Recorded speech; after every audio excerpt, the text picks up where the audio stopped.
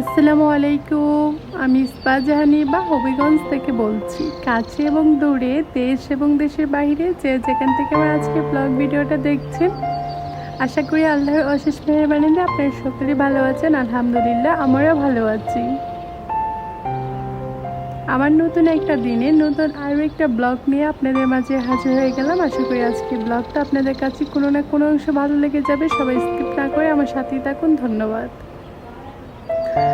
সকালে ঘুম থেকে উঠে মনটা অনেক খারাপ। আসলে শখের জিনিস বেশি দিন থাকে না, তো যে কোনোভাবে সে চলেই যায়। তো যেমন ধরেন আমার এই শখের ছোট্ট ফুল বাগানটা আমি অনেক শখ করে আর কি এগুলো লাগিয়েছি। তো এখন কি হয়েছে, মানে দুইটা গাছ অলরেডি কেন জানে মরে গেছে।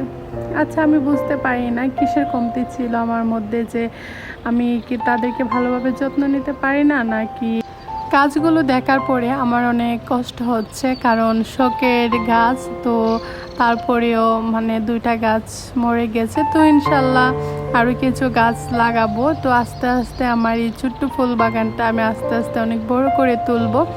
কিন্তু মানে দুইটা গাছ চলে গিয়েছে। দুইটা গাছ আমার অলরেডি অনেক শখের ছিল। তো যাই হোক, তো গাছগুলোকে সুন্দরভাবে পরিষ্কার করে নিয়েছি। তো এখানে বেশ কিছু কাঁকড়াই নিচ্ছি। তো আমি আমার জামাইকে বলেছিলাম যে আমার পড়ার মতন কাঁকড়া নাই, তো সে এটা শোনার পরে আমার জন্য অনেকগুলো কাঁকড়া নিয়ে এসেছিল। তো সেগুলো আর কি আমি আপনাদের সাথে শেয়ার করতেছি। তো এগুলো আবার সুন্দরভাবে আমি গুছিয়ে রাখতেছি সব কিছু।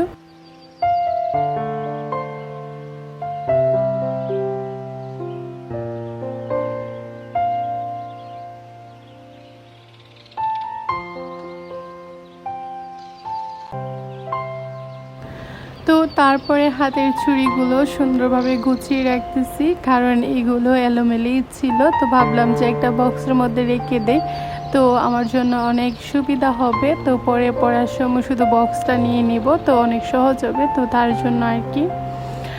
তো তারপরে আমার জন্য বেশ কিছু কেঁচো এনেছিল, তো এইগুলো আর কি রাখা হয় নাই। তো জারের মধ্যে এখন একটা জার নিয়ে নিয়েছি, তো সেগুলোর মধ্যে সুন্দরভাবে গুছিয়ে আমি রেখে দিয়েছি। তো তারপরের দিন ছিল সকাল। তো সকালে ঘুম থেকে ওঠার পরই নামাজটা পড়ে নিলাম। তো আমি সব সময় চেষ্টা করি সকালে নামাজটা পড়ার জন্য, কারণ সকালের নামাজটা আমার মনে হয় যে সকালে ঘুম থেকে উঠতে পারলে অনেক ভালো। তো নামাজটা আমার শেষ করে এখন আবার কুরআন শরীফ পড়ে নিয়েছি। তো তারপরে অনেকক্ষণ বসেছিলাম, তো ভাবলাম যে বসে বসে কি করব। তো এখন ভাবলাম যে হাতের মধ্যে একটু মেহেদি লাগাই, কারণ আমি মেহেদি পড়তে অনেক পছন্দ করি। বিয়ের পরে আর কি তেমন মেহেদি পরা হয় না, তো মাঝে মধ্যে অনুষ্ঠান লাগলে দেওয়া হয়। তো বিয়ের আগে তো সব সময় হাতে মেহেদি থাকতো, এখন আর সেটা হয় না। তো তারপরে অনেকক্ষণ মেহেদি টেহেদি দেওয়ার পরে এখন আবার চলে এসেছি দুপুরের একটু রান্না বান্না করার জন্য।